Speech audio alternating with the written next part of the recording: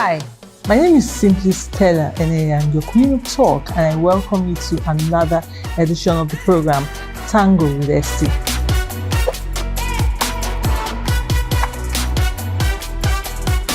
Today, I'd like to talk about a topic that most people would rather run away from, which has to do with women sacrificing themselves for their husbands.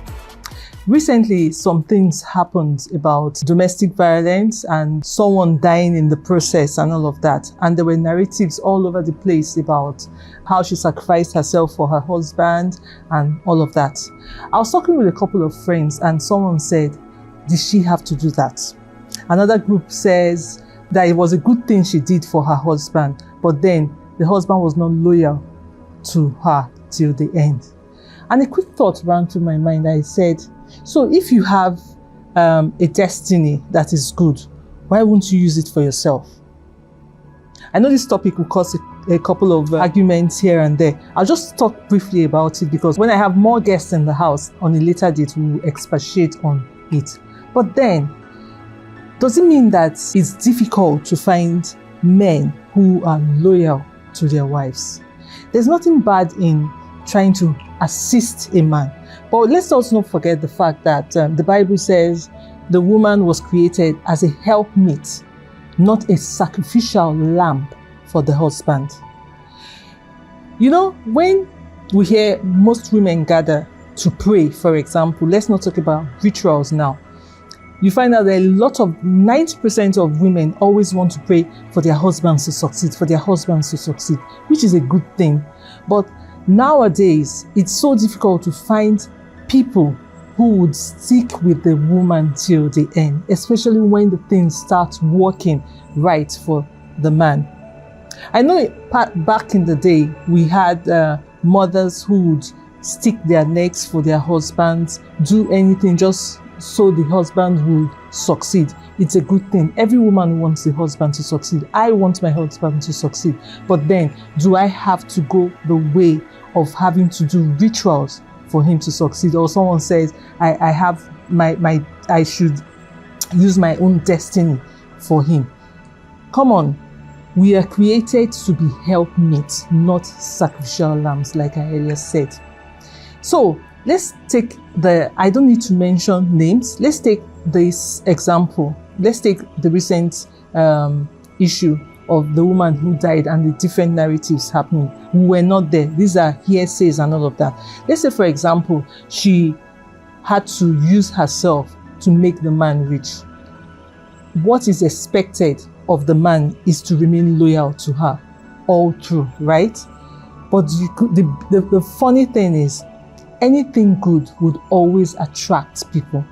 Immediately the man starts flourishing, you see people from all walks of life, all the babes and all the girls who never took note of him will start running after him, because of course everyone wants a share of what they did not work for.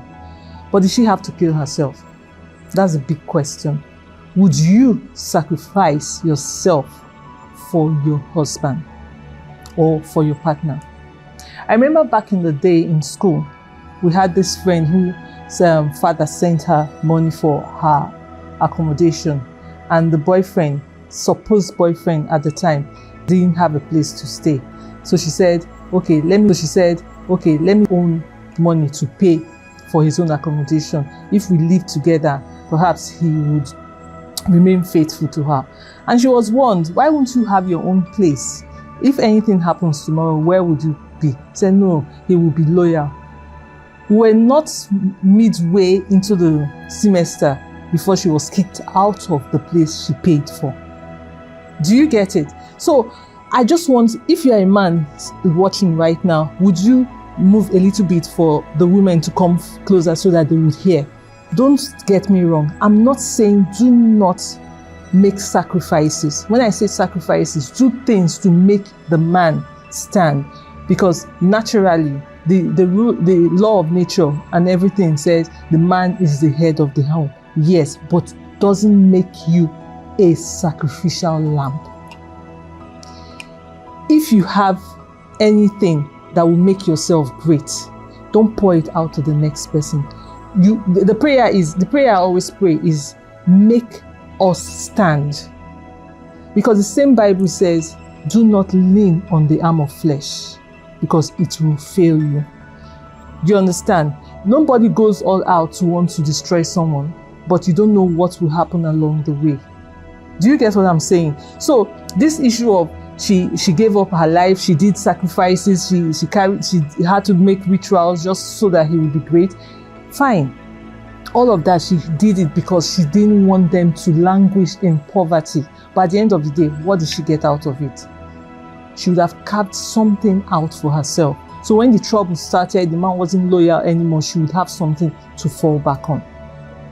Do you get it? This is a wake-up call for everyone, not just women. It's not gender-based. I'm not saying it's only, men sacrifice for women as well, but we're just relating this story, this topic, to what has recently happened.